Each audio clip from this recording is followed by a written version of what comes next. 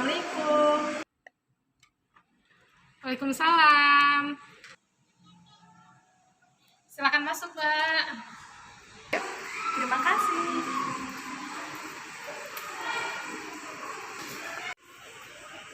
Alhamdulillah baik. Habis dari mana? Habis ngaji sama pengasuh. Kelihatannya kamu ada keperluan, ada yang bisa saya bantu? Iya Mbak, saya mau konseling. Sangat senang atas kedatangan Mbak ke sini. Apakah sebelumnya Mbak pernah mengikuti konseling? Belum Mbak. Oke, sebelum melakukan konseling, mungkin saya akan menjelaskan terlebih dahulu terkait konseling. Konseling itu adalah bantuan profesional yang dilakukan oleh konselor untuk konselingnya dalam mengatasi masalah ataupun menentukan suatu keputusan untuk menindaklanjuti masalah yang dihadapinya. Dan konseling ini memiliki asas dasar seperti kemandirian, kepercayaan, yang mana itu menjamin data yang ada pada diri kita sendiri. Bagaimana sampai sini Mbaknya udah paham? Oh begitu ya Mbak. Iya, sekarang saya paham tentang konseling.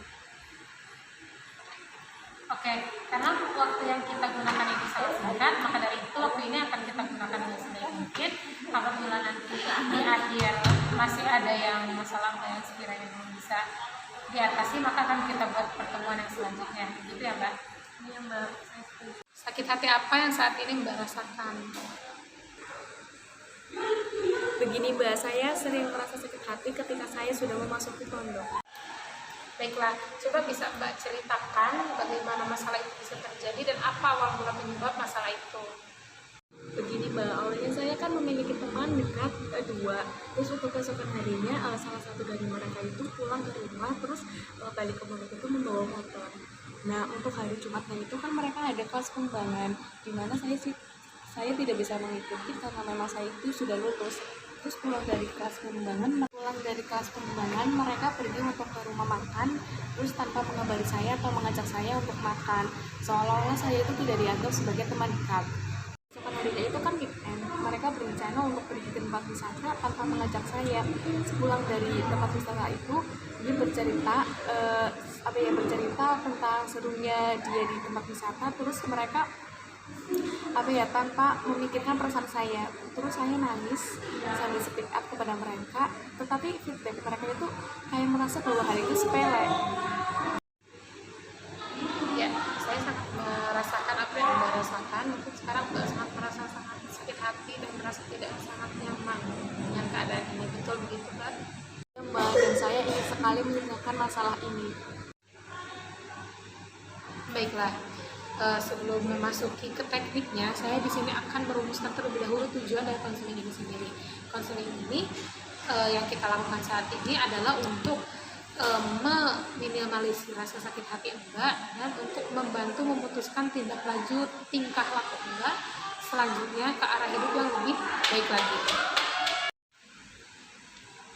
Oke, saya di sini memiliki beberapa teknik dengan cara yang harus Mbak pelajari oleh saya ketika saya menggunakan teknik disentri sistematik ini, yaitu teknik di mana Mbak itu akan membayangkan keadaan ataupun kondisi saat Mbak itu merasa sangat sakit hati dan sangat tidak nyaman. Jadi kamu harus menyadari bahwa sebenarnya kehidupan itu pasti ada masalahnya, sehingga manusia itu untuk selalu berikhtiar dan mencari solusi dari masalah itu sendiri. Bagaimana sampai sini Mbak bisa paham? Mbak, saya setuju dan tertarik untuk mempelajarinya.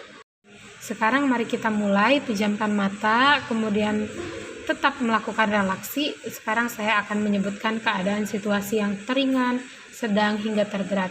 Jika kamu membayangkan dan merasa tidak nyaman, silakan Mbak angkat tangannya. Mbak mengerti? Iya Mbak, saya mengerti. Oke, tetap rileks. Bayangkan ketika kamu sedang di asrama. Kamu berkumpul dengan teman-teman kamu, lalu kalian bercerita tentang hari ini, hari kemarin, dan rencana hari selanjutnya. Kamu bercanda sampai tertawa lepas. Setelah itu kalian beli makanan dan makan bersama, menghibur satu sama lain, dan tertidur dengan perasaan hati yang sangat senang. Oke, tetap fokus. Keesokan harinya, temanmu pulang ke pondok. Esok hariannya, salah satu dari temanmu ada yang berbicara. Guys, hari ini aku mau pulang dulu ya. Dan keesok hariannya lagi, temanmu ini pulang ke pondok dan membawa motor. Tepat pada hari Jumat, kedua temanmu ini berangkat ke kampus dan mengikuti kelas pengembangan bahasa. Setelah kelar, tanpa sepengetahuanmu, teman-temanmu membeli makan dan bercerita tentang hari itu. Namun, kamu tidak ada di dalam cerita tersebut. Dan pada hari weekend, kedua temanmu ini merencanakan untuk liburan ke hutan pinus, tetapi tidak mengajakmu.